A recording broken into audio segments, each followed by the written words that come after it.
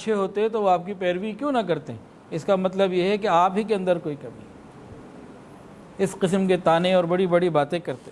بہت سارے قبیلہ بنو ثقیف نے بھی بہت برا جواب دیا، اور یمامہ کے بنو حنیفہ نے بھی بہت برا جواب دیا، بہت تکلیفیں پہنچائیں۔ آج بھی جب انسان کو دین کا کام کرتا ہے نا تو لوگوں کے طعنے سہنے پڑتے ہیں، اس کے بغیر دین کا کام نہیں کیا جاتا۔ معاملہ ایسے ہی ہے۔ نبی علیہ السلام انہی ماحول میں جب لوگوں کو دعوت دے رہے تھے تو قبیلہ بنی زحل کا ایک شخص تھا،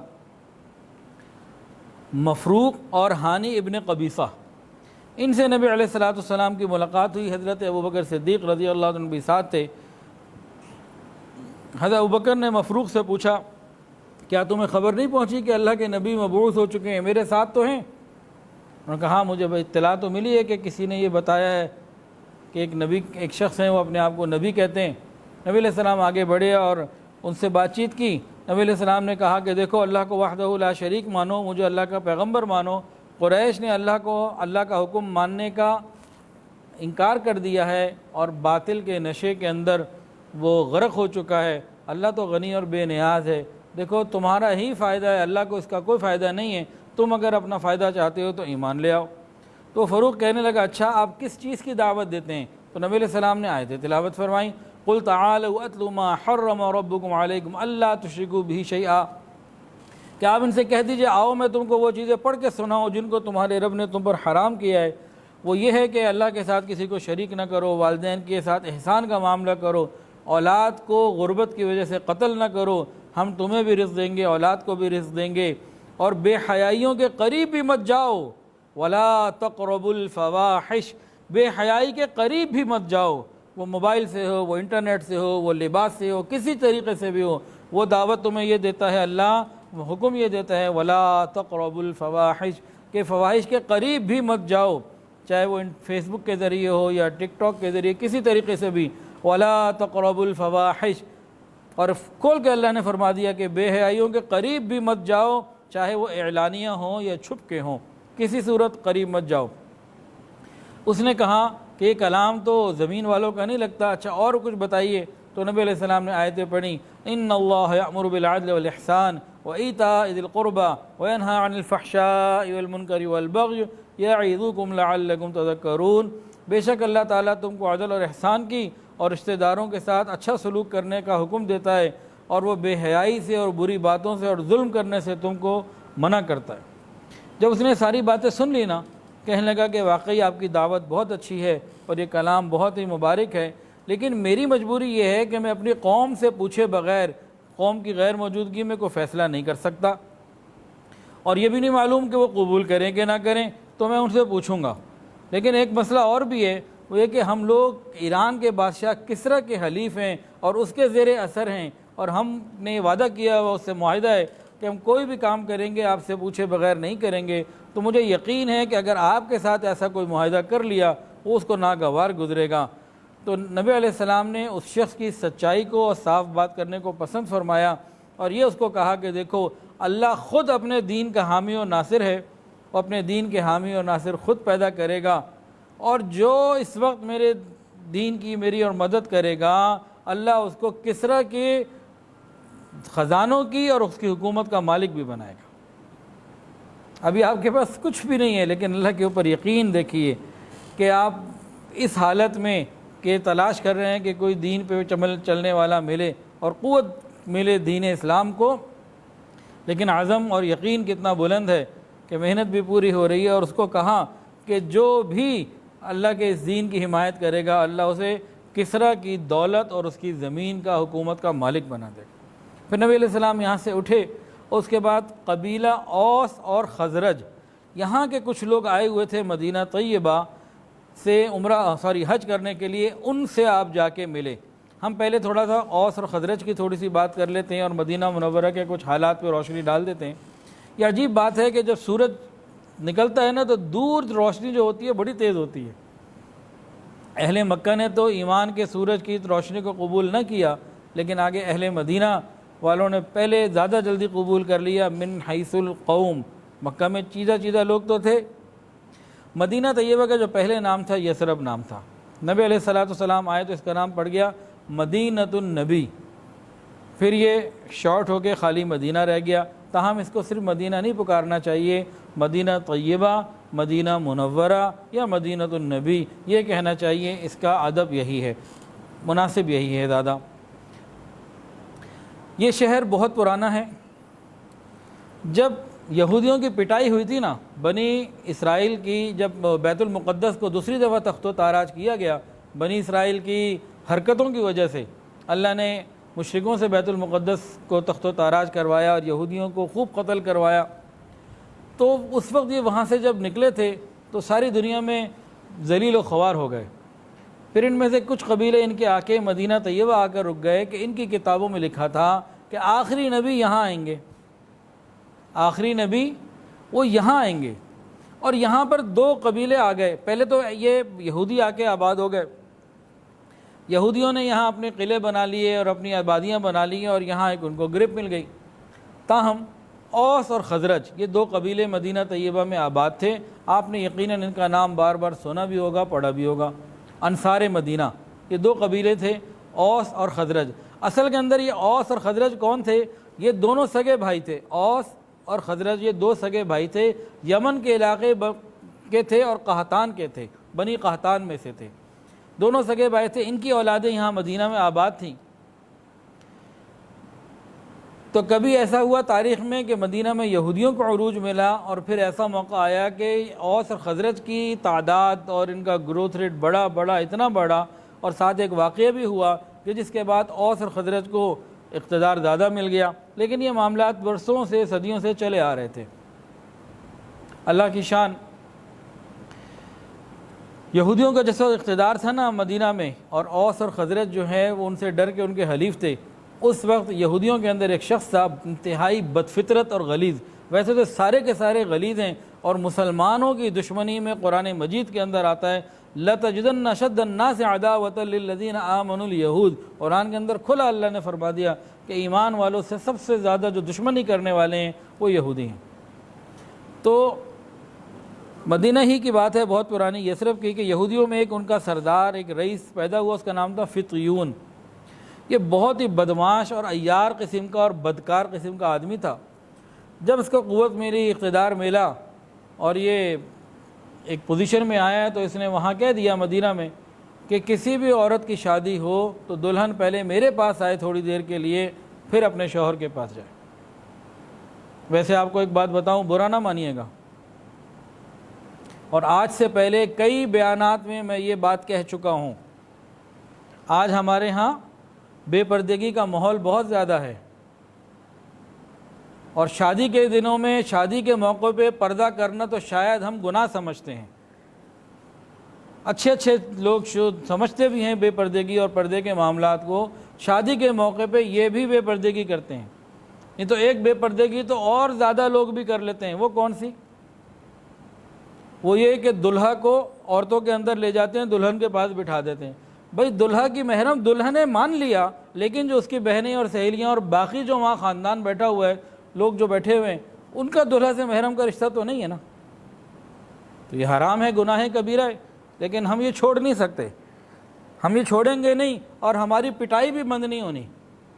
جو اللہ تعالیٰ کافروں سے اس وقت مسلمانوں کی پوری دنیا میں پٹائی کروا رہا ہے، اسی لیے کہ ہم نے دین چھوڑ دیا، یہ پٹائی ختم نہیں ہونی۔ یہودیوں کو اللہ نے کہہ دیا تھا وَإِنْ عُدْتُمْ عُدْنَا، تم بھی نافرمانی کرو گے ہمارے بھی کوڑے برسیں گے، تو وہ برس رہے ہیں ہمارے اوپر۔ یہی ہمارے لیے بھی ہے۔ آپ کو ایک نوجوان کی کہانی سنانا چاہتا ہوں، اچانک یاد آ گئی، اس وقت قدرتاً یاد آ گئی وہ بات، ایک نوجوان کے دل کی بات، اور کیا معلوم کتنے ہی نوجوانوں کے دل کی بات ہو۔ ایک نوجوان کے دل کی بات سن لیجئے کہ وہ اسی طرح شادی کے موقع پہ اپنے دلہا دوست کے ساتھ دلہن کے قریب گیا جہاں عورتیں تھیں۔ اب دلہا اور دلہن ساتھ بیٹھ گئے، اب باقی تصویریں اور جو کام تھے وہ شروع ہو گئے۔ دلہا اکیلا نہیں تھا، اس کے چند دوست اور بھی تھے۔ اس کے ایک دوست کی خواہش یہ تھی کاش یہ دلہا جو میرا دوست ہے قریبی، یہ مجھے دوست سمجھ کے اندر لایا ہے، اس کی ہونے والی دلہن پہلے تھوڑی دیر میرے ساتھ وقت گزار لے، پھر اس کے پاس جائے۔ یہ ایک دل کی فریاد، ایک دل کی میں نے آپ کو بات سنائی ہے، اور نہ معلوم یہ کتنے دلوں کی ہو۔ لیکن بہرحال ہم نے تو سودا کیا ہوئے بے حیائی کا، اللہ ہمیں سمجھ عطا فرمائے۔ تو یہ یہودیوں کے اندر ایک رئیس تھا فتیون، اس نے یہ کہا کہ جو بھی دوشیزہ بیاہی جائے پہلے میرے پاس آئے پھر اپنے گھر جائے۔ یہودیوں نے تو اس کو گوارا کر لیا، لیکن انصار کے اندر اس کی قبولیت اتنی نہ ملی۔ تو اس زمانے میں انصار کا ایک سردار تھا، اس کا نام تھا مالک ابن عجلان۔ یہ کافی پرانی بات کر رہا ہوں، نبی علیہ السلام سے پرانی بات ہے یہ۔ تو اس کے بہن کی شادی تھی، وہ شادی والے دن جو ہے نا بے پردہ باہر نکلی۔ اس کو غصہ آ گیا، تجھے شرم نہیں آتی؟ وہ کافر ہے، بت پرست ہے، کس طرح تم کھلے باہر جا رہی ہو؟ اس نے کہا کہ یہ تو تھوڑی بات ہے، ابھی رات کو جو کچھ ہونا ہے تو اس سے بڑا ہے۔ اس طرف اشارہ تھا کہ فتیون کے پاس جانے کی جو ہمارے ہاں ایک رسم بن گئی ہے۔ تو اس کو غیرت آئی مالک ابن عجلان کو۔ رات کو جب اس کی بہن اس طریقے کے مطابق جب فتیون کے پاس گئی تو مالک ابن عجلان نے عورتوں کا لباس پہنا اور دوسری عورتوں کے ساتھ مل کے یہ فتیون کے گھر گیا، اور وہاں جاتے ہی موقع پایا فتیون کو قتل کیا اور وہاں سے شام بھاگ گیا۔ وہاں سے شام بھاگنے کے بعد وہاں پر جو اس وقت حکومت میں تھے غسان کے لوگ کی حکومت تھی، اور ابو جبلہ حکمران کا نام تھا، اس نے کہا کہ بھئی ہماری مدد کرو۔ تو وہاں سے ایک فوج لے کر آیا، اور اس نے ابو جبلہ نے آ کے اوس اور خزرج کے لوگوں کو دعوت دی، اور اس دعوت میں ان کو انعامات دیے۔ اور اوس اور خزرج کے لوگ جب چلے گئے تو اگلے وقت میں اس نے یہودیوں کو دعوت دی۔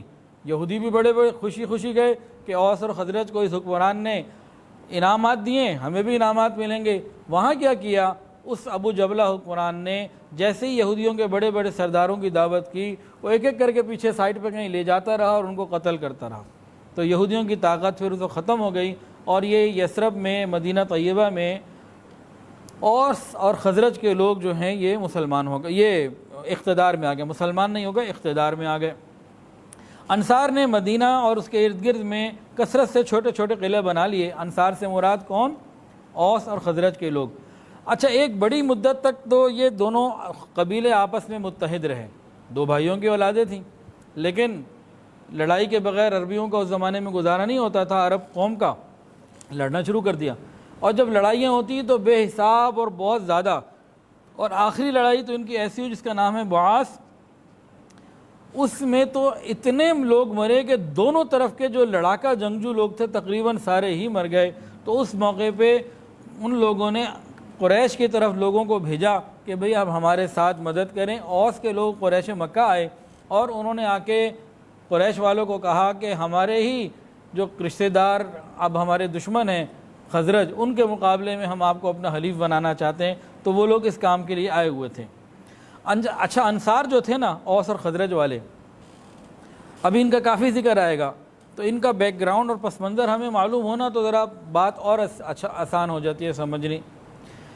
یہ لوگ تھے تو بت پرست، لیکن یہودی وہاں کثرت سے آباد تھے مدینہ طیبہ میں، اور مدینہ طیبہ میں یہودیوں نے مختلف مدارس بنائے ہوئے تھے جن کا نام تھا بیت المدارس، اور وہاں یہ تورات کی تعلیم دیا کرتے تھے۔ یہ ان کی ایک عادت تھی، ایک سلسلہ تھا، اور بہت سارے ان کے وہاں مدارس تھے۔ تو بخاری شریف میں بھی اس کا تذکرہ موجود ہے۔ اور انصار جو تھے یہ جاہل لوگ تھے، وہ صاحب کتاب اور صاحب علم تھے، تو ان کا جو ہے نا علمی اثر یہ لیے ہوئے تھے، اور ان کو بڑا سمجھتے تھے اور جانتے تھے۔ اور دوسرا، یہودی ان کو کہتے رہتے تھے کہ آخری نبی آنے والے ہیں، اور جب وہ آئیں گے ہم ان پر فوراً ایمان لے آئیں گے، اور اس کے بعد تمہیں قوم عاد کی طرح مٹا کے رکھ دیں گے، قوم ارم کی طرح مٹا کے رکھ دیں گے، تمہارا نام و نشان بھی کوئی نہیں ہوگا۔ وہ ان کو یہ کہتے رہتے تھے۔ تو اوس اور خزرج کے پاس دین تو نہیں تھا، لیکن یہودیوں کے ساتھ تعلقات کی وجہ سے ایک آنے والے نبی کا انتظار تھا کہ وہ آئے گا اور یہودیوں نے ان پر ایمان لے کر آنا ہے۔ تو یہ ان کی ایک پس منظر تھا، ایک چیز موجود تھی۔ اور اسی میں انصار میں ایک شخص تھا سوید ابن صامت، جو شاعری میں بھی بڑا بلند تھا اور جنگجو بھی بہت زیادہ تھا۔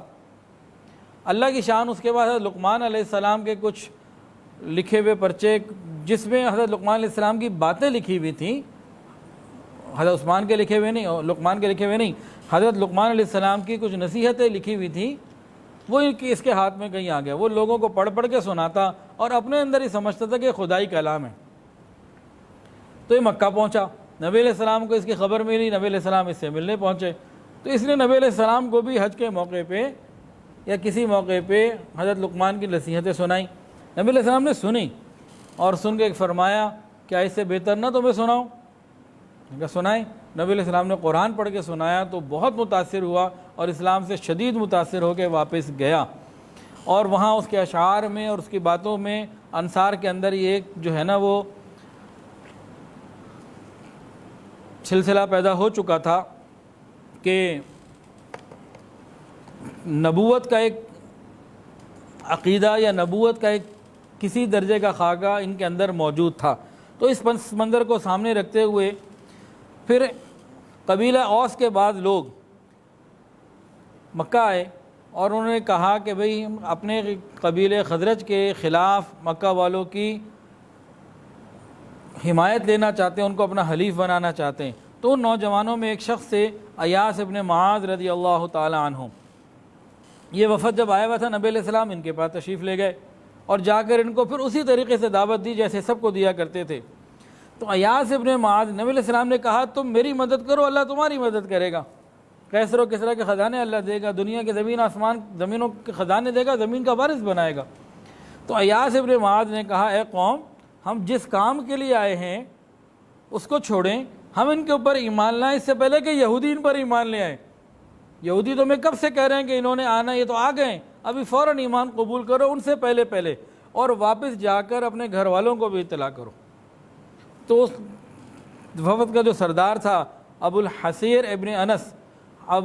انس ابن رافع، اس نے فوری طور پر جو ہے نا وہ کنکریاں اٹھائیں اور ابن ایاس کے اوپر ماریں۔ کہا کیسی باتیں کر رہے ہو تم؟ خیر یہ بات تو وقت گزر گیا، یہ لوگ چلے گئے، لیکن کتابوں میں لکھا ہے کہ ایاس ابن معاذ جب انتقال ہوا اس وقت زبان سے کلمہ جاری تھا۔ اللہ کرے میری اور آپ کی موت کا جب وقت آئے تو ہماری زبانوں پہ بھی کلمہ جاری ہو۔ تو مدینہ طیبہ سے یہ کچھ لوگ آئے، نبی علیہ السلام کی پھر ملاقات ہوئی۔ اس کے بعد مدینہ طیبہ سے نا 3 الگ الگ سالوں میں 11، 12 اور 13 یہ نبوی سال کہلاتے ہیں، ہجرت کے بعد کے سال ہیں ہجری سال، اور دعوت دینے کے بعد غار حرا کی دعوت کے بعد یعنی وحی کے نازل ہونے کے بعد سے لے کے جو سال ہیں یہ نبوی سال کہلاتے ہیں۔ تو 10 سال تو گزر چکے تھے نبوی، اور مکہ کے ٹوٹل سال تھے 13۔ تو 11 سال، 12ویں سال اور 13ویں سال نبوی، ہر سال حج کے موقع پہ رسول اللہ صلی اللہ علیہ وسلم جاتے رہے، اور وہاں تینوں موقعوں کے اوپر مدینہ کے اوس اور خزرج کے لوگ آئے، انصار مدینہ، اور تینوں کے اوپر کچھ لوگ مسلمان ہوئے۔ پہلی ملاقات میں 10 ہجری میں 10 نبوی میں 6 لوگ مسلمان ہوئے، دوسری کے اندر 12 ہوئے، اور تیسری کے اندر 73 ہوئے۔ بعض جگہ تعداد 2-3 اوپر نیچے بھی ہے، تو عام طور سے 6، 12 اور 73 یہ 3 ملاقاتیں ہیں، اور اصل کے اندر یہ تینوں بیعتیں ہیں، یہ بھی بیعت، وہ بھی بیعت اور وہ بھی بیعت۔ لیکن عام زیادہ تر کتابوں میں کس طرح لکھا ہوا ہے؟ بیعت عقبہ اولا اور بیعت عقبہ ثانی۔ جو پہلی 6 ہیں نا اس کا ذکر نہیں ملتا بیعت کے عنوان سے، بیعت عقبہ اولا اور ثانی کا ذکر ملتا ہے۔ تو اصل میں یہ 3 ہیں، تو ہم پہلی کو نہیں گنتے اس طرح سے، ہم پہلی کو یہ کہتے ہیں کہ بیعت انصار کہہ لیتے ہیں، کہ انصار مدینہ جب آئے تو اسلام کی پہلی بیعت ان 6 لوگوں نے کی۔ نبی علیہ السلام نے ان کو قرآن پڑھ کے سنایا، حج کا موقع تھا، نبی علیہ السلام ان کے پاس گئے، قرآن پڑھ کے سنایا، اور فوری طور پر وہ قبول کر لیا، کہنے لگے کہ یہ تو واللہ وہی نبی ہے جن کا یہود ہم سے تذکرہ کرتے ہیں، فوراً قبول کر لو، ایسا نہ ہو کہ یہودی آگے آ جائیں۔ اور پھر نبی علیہ السلام کو کہنے لگے کہ ہم آپ پر ایمان لے آئے، یہودیوں سے اکثر ہمارا جھگڑا ہوتا رہتا ہے، ہم جا کر یہودیوں کو بھی ایمان کی دعوت دیں گے، اور اپنے قبیلے والوں کو بھی دیں گے، اور اپنے دشمن خزرج قبیلے والوں کو بھی دیں گے۔ اگر یہ سارے کے سارے آپ پر ایمان لے آئے تو آپ کا کلمہ تو بہت بلند ہو جائے گا، اور پھر آپ سے زیادہ کوئی عزیز نہ ہوگا، تو ہمیں اجازت ہے ہم دیں۔ نبی علیہ السلام نے فرمایا کہ ہاں ٹھیک ہے۔ تو یہ 6 حضرات تھے، ان کے نام بھی لکھے ہوئے، اسد ابن زرارہ، عوف ابن حارث، رافع ابن مالک ابن عجلان، عقبہ ابن عامر، جابر ابن عبداللہ ابن رحاب رضی اللہ عنہما، ان 6 لوگوں نے اسلام قبول کیا۔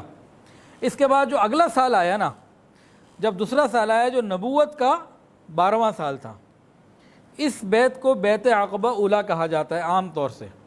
اور پہلی بار اصل میں ٹوٹل یہ 3 ہیں، 11، 12 اور 13، لیکن جو بیعت عقبہ اولیٰ اور ثانی کہلاتی ہیں وہ ہیں 12ویں اور 13ویں سال والی۔ جب دوسرا سال آیا جو نبوت کا 12واں سال تھا، تو مدینہ طیبہ سے 12 لوگ آئے نبی علیہ السلام سے ملنے کے لیے، جن میں 5 تو وہ تھے جو پچھلے سال بھی آئے تھے، 7 اور نئے آئے تھے، سب کے نام کتابوں میں لکھیں تو انصار مدینہ کی پہلی بیعت باقاعدہ یہ کہلاتی ہے، اور بیعت عقبہ اولیٰ کہتے ہیں اس کو۔ اور اس وقت انہوں نے نبی علیہ السلام سے درخواست بھی کی، یا رسول اللہ ہمیں اب تعلیم کے لیے کوئی ساتھی بھی دے دیجئے جو ہمیں قرآن کی اور دین کی تعلیم بھی دے۔ تو کوئی بتا سکتا ہے؟ 100 روپے انعام، جو کوئی نام بتائیں کہ نبی علیہ السلام نے کن کو بھیجا تھا؟ ماشاءاللہ جی، جزاک اللہ۔ معصب ابن عمیر رضی اللہ تعالیٰ عنہ کو نبی علیہ السلام نے بھیجا تھا۔ یہ جو دوسری ملاقات تھی بیعت عقبہ اولیٰ، اور یہ مسجد کہاں ہے؟ عقبہ کہتے ہیں گھاٹی کو، پہاڑ کے اندر کی گھاٹی۔ تو مینا کی طرف جب جاتے ہیں نا مکہ سے، تو جمرہ عقبہ جہاں یہ شیطان ہے، تو وہاں اس زمانے میں تو پہاڑ تھے، گھاٹیاں تھیں، اب تو کھول کے انہوں نے سیدھے بڑے بڑے روڈ بنا دیے ہیں۔ تو وہاں آج بھی یہ جگہ موجود ہے اور اس میں مسجد بھی ہے۔ الحمدللہ مجھے وہاں جانے کا، اس مسجد میں جانے کا موقع بھی ملا، 2 نفل بھی ادا کیے، پھر ایک کلپ بھی ریکارڈ کروایا، وہ کلپ واٹس ایپ پہ موجود بھی ہے، کسی نے دیکھنا ہو تو مل بھی سکتا ہے۔ تو یہاں یہ مبارک مقام تھا کہ نبی علیہ السلام نے ان 12 لوگوں کو بیعت کیا، اور انہوں نے کہا کہ ہمیں کوئی اپنے ساتھ ایک ساتھی بھی بھیج دیجئے جو ہمیں اللہ کا قرآن سکھائے۔ تو نبی علیہ السلام نے، جیسے حضرت نے بتایا، حضرت معصب ابن عمیر رضی اللہ تعالیٰ کو ساتھ بھیج دیا، اور یہ مدینہ طیبہ تشریف لے گئے، اور ان کو قاری کہا جاتا تھا۔ لفظ قاری کا خطاب یہ پہلے ہے مسلمانوں میں جن کو یہ خطاب ملا، اور انہوں نے جا کے نبی علیہ السلام کا پیغام خوب محنت سے پہنچایا، روز 1 گھر 2 گھر کا انتخاب کرتے، اور ان کے جانے کے بعد اگلا سال آنے سے پہلے تک مدینہ کے اکثر لوگ مسلمان ہو چکے تھے۔ جب یہ پہلی ملاقات ہوئی ان سے پہلے والی، جس میں 6 لوگ بیعت ہوئے، انہوں نے جا کے مدینہ میں جب نبی علیہ السلام کے تذکرے کیے تو مدینہ کے ہر گھر میں چرچے ہو گئے، نبی علیہ السلام کے ذکر ہو گیا۔ یہ اگلے سال 12 لوگ آئے بیعت عقبہ اولیٰ میں، اور یہ ساتھ لے گئے معصب ابن عمیر کو رضی اللہ تعالیٰ عنہ۔ انہوں نے جا کے جو محنت کی، تو تیسرا سال جو 13واں نبوی سال جس میں لوگ آئے 73، تو اس وقت تو مدینہ کے تقریباً ہر گھر میں اسلام پہنچ چکا تھا، خوب محنت کی۔ اور وہ مقام جہاں معصب ابن عمیر رضی اللہ تعالیٰ نے دین کی دعوت دی، وہ ایک گھر تھا اسعد ابن زرارہ کا رضی اللہ تعالیٰ، وہ انصار کے سرداروں میں سے تھے۔ الحمدللہ اللہ مجھے اس مقام پہ بھی لے گئے، اور اس جگہ جہاں معصب ابن عمیر رضی اللہ عنہ نے لوگوں کو دعوت دی، نمازیں پڑھائیں، تو اس جگہ کا بھی مجھے دیکھنے کا موقع ملا۔ مدینہ طیبہ میں ہے، مسجد نبوی شریف سے 4، اور مسجد قباء سے 1.5 کلومیٹر دور ایک باغ ہے کھجوروں کا بہت بڑا، اس کے اندر یہ مسجد ہے۔ اس کا بھی ویڈیو کلپ موجود ہے میرے پاس۔ اور وہیں قریب میں ایک کنواں بھی ہے، اور اس کنویں میں پانی آج بھی جاری ہے۔ جب میں وہاں گیا ہوں تو اللہ لے گئے، تو وہاں سے پانی پینے کا بھی موقع ملا، تو خوب دل بھر کے پانی پیا وہاں پہ۔ اور بعض کتابوں میں لکھا ہے کہ نبی علیہ السلام نے اپنا پانی پینے کے بعد، جس کو ہم کہتے ہیں نا جھوٹا پانی، ہمارے ایک لفظ کہلاتا ہے، تو اپنا بچا ہوا پانی بھی اس کے اندر ڈالا۔ تاہم اتنا ضرور ہے ثابت، جو صحیح اور یقینی بات ہے وہ یہ ہے کہ نبی علیہ السلام نے بھی اس کنویں سے پانی پیا، اور وہ کنواں آج تک جاری بھی ہے۔ تو اس مسجد میں جانے کا موقع ملا، اور وہ بھی اچھا۔ تو معصب ابن عمیر رضی اللہ تعالیٰ عنہ یہ جب گئے ہیں، اچھا بدر کے موقع پہ علم بردار تھے، یہ مسلمانوں کا علم ان کے پاس تھا۔ جب بدر کی بات آئے گی تو پھر اس سے تفصیل ہوگی انشاءاللہ۔ حضرت معصب ابن عمیر رضی اللہ تعالیٰ عنہ، کیا شان ہے ان کی کہ نبی علیہ السلام نے ان کو جو کام دیا، جس کام کے لیے ان کی تشکیل کی گئی، انہوں نے اتنی شوق سے، خوبصورتی سے، اچھے طریقے سے کام کیا کہ نبی علیہ السلام کو ان کا کام پسند آ گیا۔ ان کے لیے دعا کی قبولیت کی، اور ان کے لیے پسندیدگی کا اظہار بھی فرمایا۔ اللہ اکبر کبیرہ، کاش میں اور آپ، اللہ ہم سے بھی کوئی دین کا ایسا کام لے لے جو اللہ کے ہاں بھی قبول ہو اور اللہ کے رسول کے ہاں بھی قبول ہو۔ مزہ تو تب آتا ہے نا۔ اچھا، معصب ابن عمیر رضی اللہ تعالیٰ عنہ، اب یہ جب مدینہ پہنچے تو مسلمانوں کو نماز پڑھاتے، یہ امام تھے۔ تو ایک دن یہ معصب ابن عمیر لوگوں کو دعوت اسلام دے رہے تھے، کافی لوگ جمع تھے، تو پیچھے سے جو ہے نا دو سردار تھے انصار کے، ایک تھے اسید ابن حضیر اور ایک تھے سعد ابن معاذ۔ انہیں پتہ چلا کہ مدینہ میں کوئی نیا شخص آیا اور یہ سب کچھ ہو رہا ہے، یہ سردار سے انہوں نے آپس میں رشتہ داری بھی تھی، کہا کہ بھئی ہم نا اس معاملے کی سرکوبی کرنی چاہیے، یہ کیا ہو رہا ہے؟ تو اسید ابن حضیر نے ان کو کہا آپ فکر نہ کریں، میں جاتا ہوں، جہاندیدہ آدمی ہوں، جا کے دیکھتا ہوں کیا مسئلہ ہے۔ کہا ٹھیک ہے جاؤ، نہیں تو پھر مجھے بھی بلاؤ، میں بھی آتا ہوں۔ اب اسید ابن حضیر آتے ہیں پیچھے ان کو چھوڑ کے کہ ٹھیک ہے میں دیکھتا ہوں۔ اب یہ معصب بن عمیر کے پاس آئے، دیکھا لوگ بیٹھے ہوئے ہیں اور یہ تو ان کو اللہ کے رسول کی باتیں سنا رہے ہیں۔ ان کو غصہ آ گیا، ان کا تم کیا فتنہ پھیلا رہے ہو، کیا کر رہے ہو یہاں پہ؟ ہاتھ میں تلوار تھی اور بڑے غصے سے بات کی۔ حضرت معصب بن عمیر رضی اللہ عنہ نے ان سے کہا کہ دیکھیں آپ ذرا تھوڑی دیر تشریف رکھیں، بیٹھیں، میری بات کو سن لیں، اگر میری بات صحیح ہے، انصاف کی، مناسب لگے تو قبول کر لیں، اور نہ لگے تو پھر جو چاہے کریں۔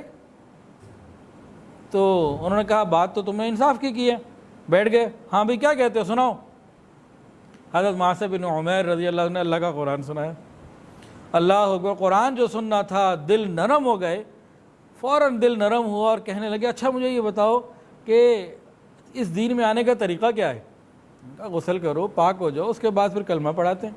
وہ جناب بہرحال کلمہ پڑھا، قبول کیا اسلام اور واپس چلے گئے۔ آئے تھے شکار کرنے، ہو گئے خود شکار۔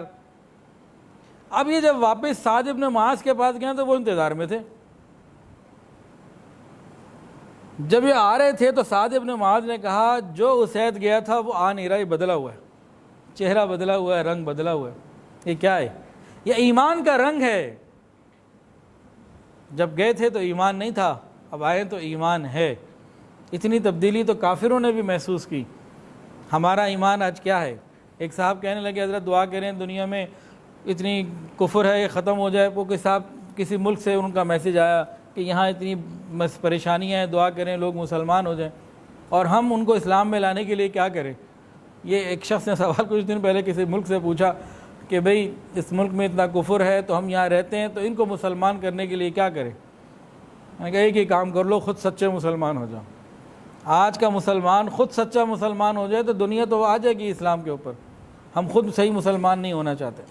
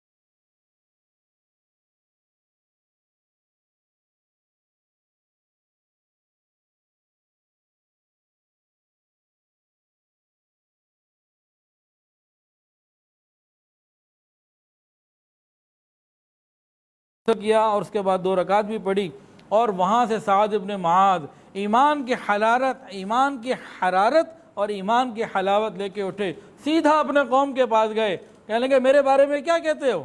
کہا آپ بہترین سردار، آپ کی رائے بہترین، آپ کے اخلاق بہترین، اور آپ تو ہر لحاظ سے سب سے افضل ہے۔ انہوں نے کہا اللہ کی قسم میں تم سے اس وقت تک بات چیت نہیں کروں گا جب تک تم سارے کے سارے اللہ اور اس کے رسول پر ایمان نہ لے آؤ۔ یہ جا کے انہوں نے اعلان کر دیا، ابھی شام نہیں ہوئی تھی کہ سارا قبیلہ مسلمان ہو گیا۔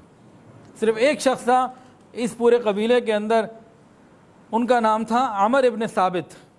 وہ اسلام لانے سے اس وقت رہ گئے اور بعد میں جنگ احد، غزوہ احد کے موقع پہ اسلام قبول کیا، اور ابھی نماز کوئی نہیں پڑھی تھی، لڑائی میں شریک ہوئے اور شہید ہو گئے اور سیدھا جنت میں۔